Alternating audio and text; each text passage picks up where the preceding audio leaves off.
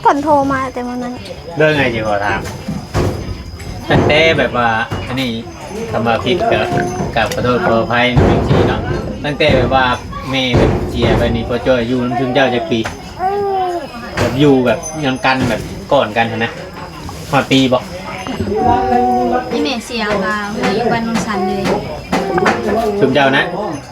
เดี๋ยวพากันพุบน้องพุบนงเมื่อพุ่นเลยเดี๋ยวจะน้องเมื่อน้ำลายป้าเป็นอะไรน้องบอกแซนนี่ตากแดดคือเก่าเอาน้องเมื่ออยู่นะเร็วเพื่อนเร็วซานนี่เอาเมื่อแต่ยังไม่ได้ใช่คือว่าเมื่อก็แต่ยังอยู่ในกระต๊อบนั่นนะไอเห็นเมื่อกี้ตั้งเสาก็กระตุนออกมาใช่ไหมคือขัดแทนท่านได้ตั้งช่างมันจักตรงเตะตั้งแล้วหักตอนช่วงวันเขามาตอนนั้นนะตอนยังไม่ได้ตั้งนะเมื่อมาทีแรกเที่ยวไปเที่ยวมาบอกพอไอ้เข้าไปถ่ายตัวนั่นตั้งแต่ท่านได้ตั้งเสาเพื่อนหาก็มีแต่กองดินบล็อกไอ้เข้าไปคือว่าเห็นเล็กน้อยอยู่น้ำเจ้าเลยยังเที่ยวไปเที่ยวมาอยู่แต่พอจ้อยอยู่บ้านนงเงี้ยวนี่เด้ตะกี้วันนี้กล้าว่าเพิ่นจะเอาเมียรถเพิ่นได้เอาเมื่อให้จุ๊เจ้าเมื่อเลี้ยงเด้อแบบนี้วะฮะจะมาเอาบ่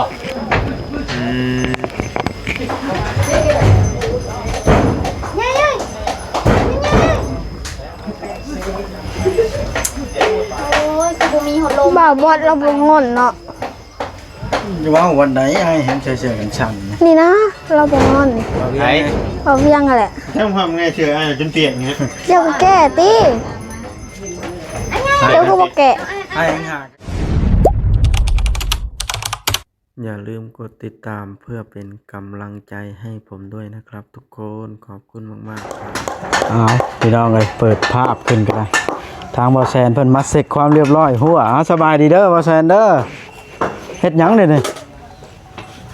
เสร็จความเรียบร้อยว่าคอยเฮ็ดโบแน่นบ่เลยนี่เด้อเด้อเบ้อนี่แหละตอกหัวตอกแค่นี่แหละมันนาก่อน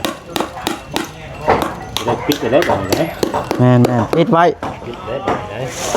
ยันงัวเข้าไปอันช่างฮักเนาะนี่พี่น้องเลยเรียบร้อยปิดไว้บานนะเคยสิบ่มีงัวเข้าหรอกบานนะงัวแต่งัวได้คนนี้เข้าบ่ได้คนก็ได้นั่งอยู่เนาะพี่ได้บานนะเข้าบ่ได้เด้อาดไว้ล่ะเด้เด้บ่ได้มีทางเข้าได้ขอเฮ็ดนะเบิ่งเอาแม่นเปลี่ยนมาจากเนาะโอ้ยซำนี้สิเด็ดก็ตัวนั้นเราอ่ะสิเก็บไว้เราอ่ะเมื่อนี่ตัวนี้เขาเฮ็ดบอลไข่บอลอัดให้เรานี่ไข่เข้านี่พี่น้องเลยแล้วละอัดอยู่นี่กันงัวพี่น้องเลยกันค้นเข่าพร้อมเอาพี่น้องเลยตัวน้องโอไปยืนแป้นละทั้งนะ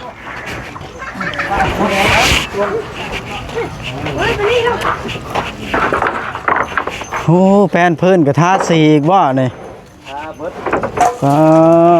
โถแดดกับโบยอมแดดเนาะสร้างเลยเฮ็ดขันใดนะว่าสร้างเธอค่อยจะขึ้นได้ใช่ไหมน้องโอสบายดีน้องโอยังบ่รอมีแล้วเฮ็ดนึกว่าสิขึ้นเบิ่งน้ำนี่เลยน้องโอกำลังเคลียร์พื้นที่เตรียมซีนั่นพี่น้องเลยเตรียมซีเจ้าน้ำบอแซนเพิ่นก็มาสั่งงานแล้วพี่น้องเลยไปเข้าไปรั่วทั้งนั้นก่อนแล้วจังกลับพี่น้องเลย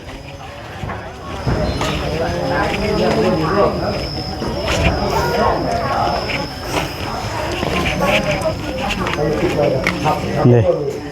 เต็มอยู่บ้านน้องแต่พี่น้องเลย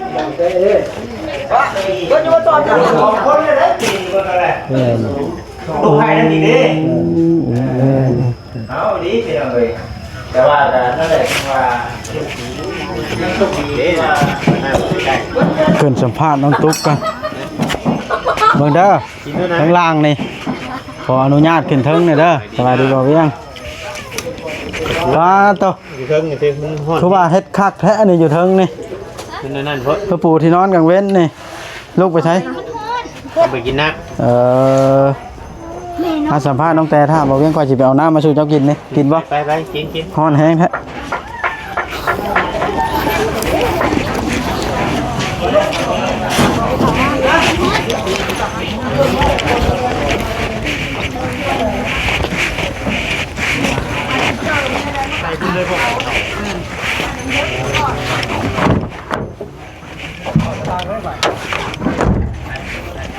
มันเบิดจะเป็นเที่ยงหรือจะบอกพูดแหละบอกเลยหน้าอีนี่ได้มันจะชวนปั่นรถปั่น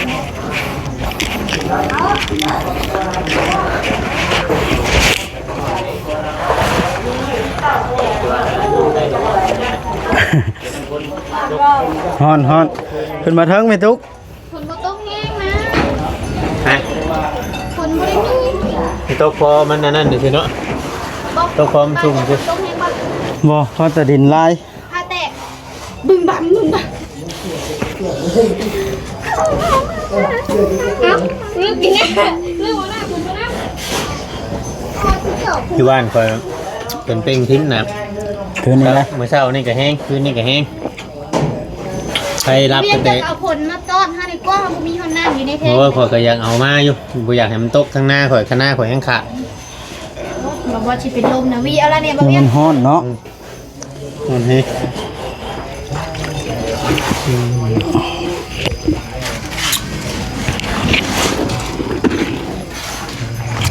แต่คนน้อย กินไหม อย่าไปใกล้เสียงเล็กน้อยหลาย มันเสียงนั้นนะ ติดนะอันติดปะอันติดใช่ไหมยัง เอามาพี่ บัด ก็มัน จาก แขกคนเมื่อเบิดห้องกระปูอยู่นี่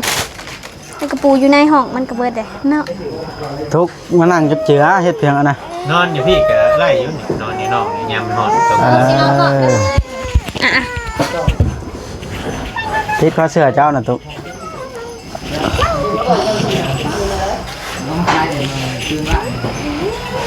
ไปได้บาทนี่ตุกความมูซึกยาจากเมื่อแน่แล้วก็อยู่หลายมือน่ะคือเห็นหัวดังแน่มันนี่ ไปเป็นหัวดังนะ หมูหัวดังไม่ได้ใส่เด้คือว่าจนขับทีบ ได้ยินครับเบิดบ่ กลางคืนเนี่ยยังหายบ่หรือยาแล้ว นอนเมื่อคืน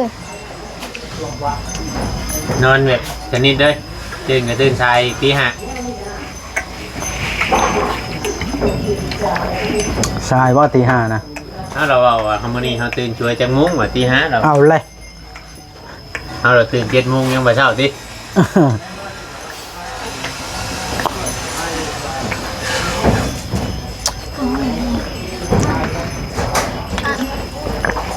เหมือนเนาะวันดีว่ะ ม่วนบ่ตุกอยู่พยาบาลนี่ฮะม่วนแห้งบ่เริ่มม่วนแล้วบอกยังไง เริ่มติดแล้วเนาะเริ่มชินว่าง่ายๆซะเริ่มชินแล้ว ตอนมาแล้วอีทจะให้จนสิตายเนาะ นี่ เกือกขี้ดินนกลอกซ้ำอึ่งเผา อ๋ออย่าฝักดังหลาย เป็นย่านไผได้ยินฮะ อย่าอยู่ข้างหลังอ่ะ ฮะ คนหลายบ่กล้ากินนอกเข้าเพิ่นเดี๋ยวนี้นะเพิ่นว่าอายคนหลายเพิ่นน่ะ ผัดตุ้ยได้เดียวนี้น้องทุกนะ คือว่าเบ่งถึงบ่เก่าเนาะ เป็นชิ้นใหญ่กว่าน้องแต่แล้วนั่งใกล้กันเนาะ อีกหน่อยก็กลัวนั่น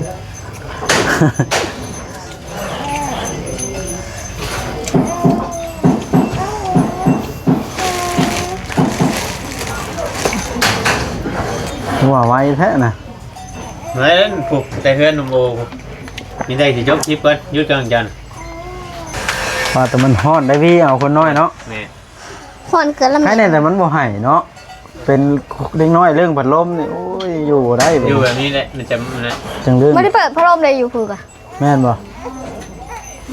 อืม นอกจากจะอยากแบบว่าร่างนอนแต่อยากกินนมแบบนี้นะแมวนมให้โปรตีนที่แบบนี้นะ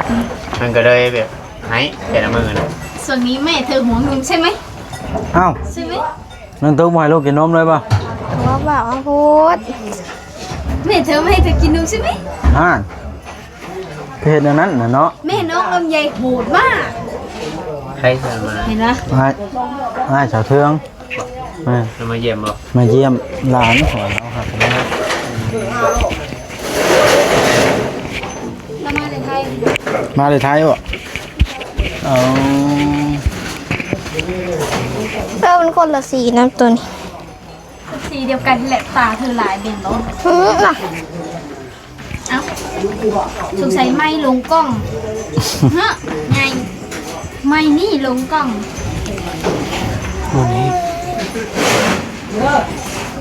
กรุ๊ปเนี่ยเด้อบ่เซนเด้อนี่กรุ๊ป ใส่ เนี่ย กุ๊บมานะกุ๊บ บ่แซนเอากรุ๊ปอยู่พี่ กรุ๊ปพี่มากรุ๊ปพี่เอาให้แล้วเนี่ย มีอยู่มาเอาอีบาทเยอะเลย นี่เด้อน้ำมือ ไปบาทเยอะ มายืนมาคอยยืนลงให้เราเนี่ย กุ๊บจูลุ่มหน่อยนุ่มบอยแล้วเก็บเชื่อคนนี้เราบุกเกรงใจนะ เอาเลยสบายแห้งมาเลยน้องแต่อยู่บนไหล่ซูมเอาก็ได้ยิน มาต้องเนาะยังไปห้าวอีกแล้ว ซูมเอาเลย สงสัย100 เมตรก็ยังสิได้ยินนะเสียงเขาว่าวันนี้เขาว่าคอยสิได้ก็คือว่าซัดนะบัดนี้เนาะเนาะน่ะ ไหนจะได้ โอ้น้องตอนยักเถื่อจักมือแล้วนี่ ให้กินเพิ่นมักลัง ให้ยินอยู่เรา ไป หักลังนั่นอ่ะ อ๋อหมกเผาเพิ่นหมกใหญ่เพิ่นห่วงนมลูกนี้บ่ได้แล้วเด้อ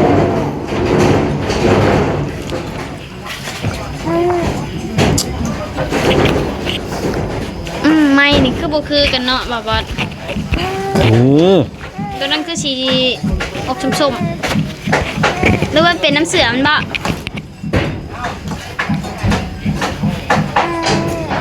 ใช่เดี๋ยว เป็นไรจานพ่อจ้อยนะติดต่อมาแล้วบ่ นี่คือแดดมา ไปแล้วไปแล้วเราไปเลยอลินี่โทรหาอยู่บ่ตุก ก่อนโทรมาแต่วันนั้น เรื่องไงจีขอถามตั้งแต่แบบว่าอันนี้ทำมาผิดกับขอโทษขออภัยจริงๆเนาะตั้งแต่แบบว่าเมย์แบบเจียไปนี่พอจอยอยู่ถึงเจ้าจะปีแบบอยู่แบบยังกันแบบก่อนกันนะพอปีบอก นี่แม่เสียงว่าเมื่ออยู่บ้านนนสันเลย ถึงเจ้านะเดี๋ยวพากันพุบน้องพุบนุ่มเมื่อพุ่นเลย เมื่อก็น้องเมื่อน้ำหลัง ปอ เป็นอะไรน้อง บ่แซนนี่ตากแดดคือเก่า เอาน้องเมื่ออยู่น้ำเร็วเพื่อนเร็วซานนี่ อ๋อ เอาเมื่อแต่ยังบ่ได้ ใช่คือว่าเมื่อก็แต่ยังอยู่ในกระต๊อบนั่นนะไอเห็นเมื่อกี้ ตั้งเสานี่ ก็กระตุ่นออกมาใช่ไหมคือขัดแทน ท่านได้ตั้งทำมาจากตรงเตะ ตั้งแล้วหักตอนช่วงวันเขามาตอนนั้นน่ะตอนยังไม่ได้ตั้งน่ะเมื่อมาคือได้ เที่ยวไปเที่ยวมาบอกพอไอ้เข้าไปทายตัวนั่นตั้งแต่ท่านได้ตั้งเสาเพื่อนหาก็มีแต่กองดินป๊อกไอ้เข้าไปคือว่าเห็นเล็กน้อยอยู่น้ำเจ้าเลย แล้วเมื่อมา ยังเที่ยวไปเที่ยวมาอยู่แต่พอจ้อยอยู่บ้านนงเงี้ยวนี่แหละตะกี้วันนี้กล้าว่าเพิ่นจะเอาเมียรถเพิ่นได้เอาเมื่อจุ่มเจ้าเมื่อเลี้ยงเด้อแต่นี่วะฮะจะมาเอาบ่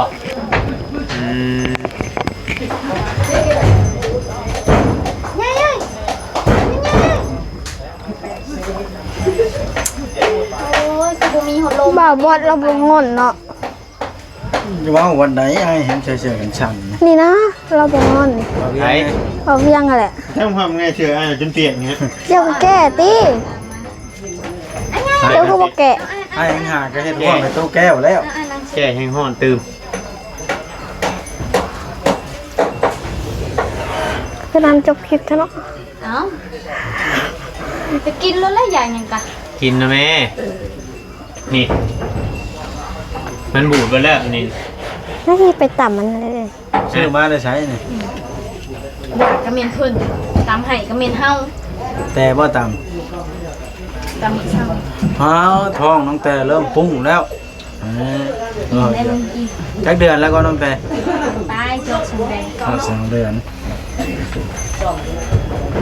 เย้ย ช่วงเมื่อยกับช่วงเดือนปลาย2 เดือนแล้วเนาะวิทย์นี่ก็ใครแน่ละชาเคยเห็นพวก บ่ได้เมื่อยหยังเลยนะคะนะ ทุกบ่เมื่อยเลย เมื่อเห็นน้ำเมื่อยอย่างเดียวได้นี่นะ ตอนนั้นเนาะ แม่พลอยชุมพ่อกระทายตลอดมาได้ใช่ แม่ น้องตุ๊กนี่ จนคลอดเนาะ ถึงคลอดลูก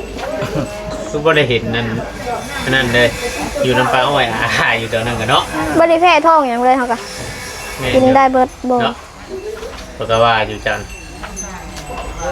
กินครบเบิดตอนท้อง จักเดือนว่าตอนจะมาไปถ่ายเราตอนหัวเราตอน 6 เดือนพอ บ่ประมาณ4 เดือนนี่แหละ แม่นบ่ หาเดือน 4 โอ้ตอนหัวเจ้าท้องอะนะ หาเดือน 4-5 เดือนเนาะว่าแม่น แม่น4-5 เดือนนี่แหละประมาณนี้แหละ พากันอึ้งนะเนาะ แม่นบ่แม่นทุกคนเนาะ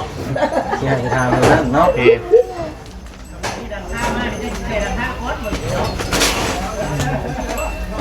ตุ๊กมึงสิเอาบ่ลุงก้อนลูกก้อนนี่เอา ทำไปแล้วมีผัวอยู่ก็ได้ เนาะสิเอาบ่ก็ให้เป็นผัวน้อยเลยนะ ผู้ใดวะผู้ใด ไปเอาทุกคนเนาะ อยู่ขึ้นเทิง ใคร นี่ ก็ว่าพอลูกแขกมาสิเอามาให้เฮาเบิ่งนะเพิ่นลูกก้อนนี่บ่ ตอนนั้นนะ แม่น เดี๋ยวนะเดี๋ยวนั้นเจ้าประโชดเนาะ แม่นบ่เลย แต่เพิ่น ตอนนั้นมาเจ้าประโชดบ่ เรือเนาะ ตอนสัมภาษณ์อยู่เพื่อนน่ะ แม่น สัมภาษณ์ที่เธอไปนั่งอยู่หลังในเตียงฮันจืดได้ ว่าสิพ่อแม่ว่าสิเอาตุกก้อนมาให้เบิ่ง คนบ้านยังล่ะ ส่งพวกน้องแต่ให้ตุกก้อนเบิ่งเอาเราอะสิครับ เขาเห็นแล้วเขายังย่านเลย พ่อแม่สั่งให้อีก บอกบดให้กินน้ำลา มัน ย ฮ้อนให้ก็กินแล้ว ดีได้หนกินน้ำได้ บ่ดีเอานะ นั่นเป็นโรคสโตรกมันต้องยังคือน้ำหน่อย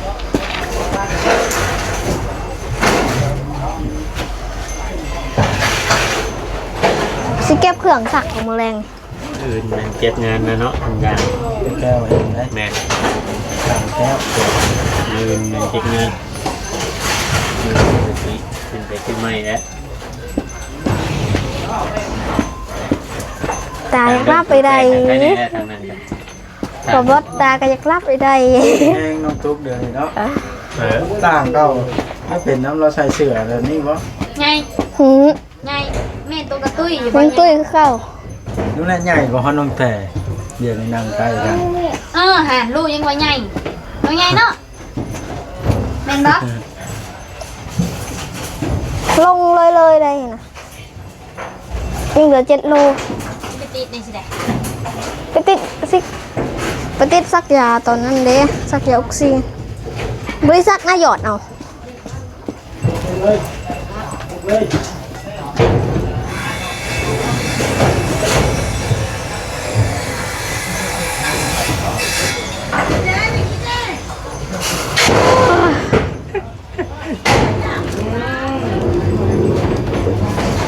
ว่าเจ้าหัวยัง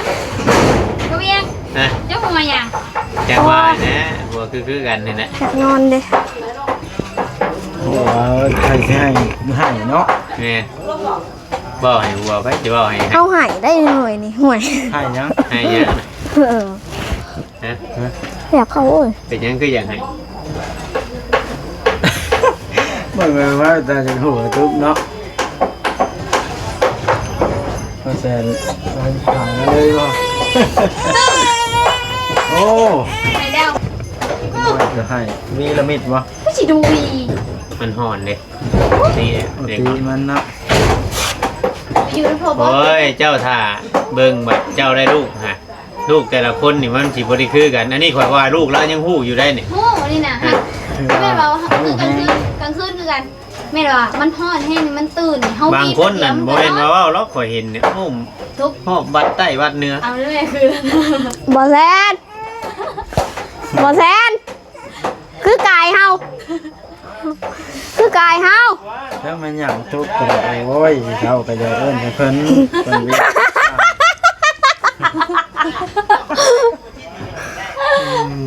ถ้าเป็นกระเทยได้เหนื่อยใหญ่ กำลังเว้าเมื่อกี้นี่น้ำตุกนี่ หัวดังเนาะ เดิมมีคนทุกข์มีชีวิตชีวาขึ้นได้สองจำมือมัน ไงเธอว่าแม่เธอเป็นบ้าอยู่บ่เออ พังเด้อเพื่อนบอกเด้อบ่ให้โชคให้เช่ามีอย่างใดเฮ็ด มีอย่างกระเฮ็ด ใครล่ะเขาเสียด บ่แม่นว่านั่นบ่ให้ยุ่งบ่ยายอีกได้บัดนี้นะปรับเปลี่ยนได้น้ำเพื่อน้ำชานบัดนี้ทุกคนนั่นแหละบ่แม่นแต่ว่าแต่น้องทุกข์แล้วบัดนี้ เธอบอกนี่น้ำนะ ผู้ใหญ่เพิ่นเบิ่งมันจัง แรงเลยกะสิปูอันนี้ปูดีๆแล้วก็ปูใน ปุยมันซอยกันได้ ผู้ใหญ่เพิ่นเบิ่งแล้วมันก็ยังมีคนหักคนแพงเฮาอยู่เนาะ พวกมามีชุมแม่อ้ายเขามาถ่ายมาหยัง มันนอนจักหน่อยอยู่ในเนาะสินอนในเด้มื้อแร ที่ ง นั่นได้มันก็ต้องมีให้มีการเปลี่ยนแปลงการปฏิบัติตัวเอง ลำไยสองเลย มันยังบ่จักเด่นดอกอันนั้น มันตีนได้บัด ฮอดปีหนึงผมมันจังอยากรู้จักเด่น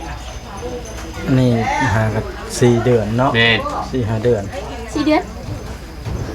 สีได้มันหยอกหัวซำนี้เนาะ แม่น อ่ะ4 เดือนกักมือก็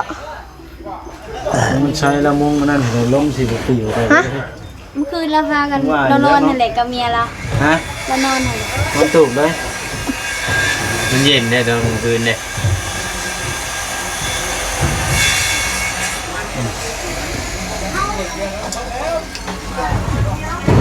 เป็นสั้นๆบอกว่าน่าสิจบคลิปก่อนแล้วได้ เลย เนี่ยน้องตุ๊ก อ่ะ ดี ส ใจ บายดี น้ำยาให้ยา ส ห้อง บายดี ได้ ก็ บ่ได้ สบายดีก่อนสบายดี คะแนน เบ๊ะ บ่ให้อ้ายเห็นเกือบคิดินรอบช้ำอึ้งเผามื้อนั้นฮะ เด้เนี่ยเรา ส เบิ บา ด ย อัน ดี นี้นะลูกหนึงมัน สบายดีกันสบายดีโบเมน จบคลิปซ้ำนี้แล้วพี่น้องเลย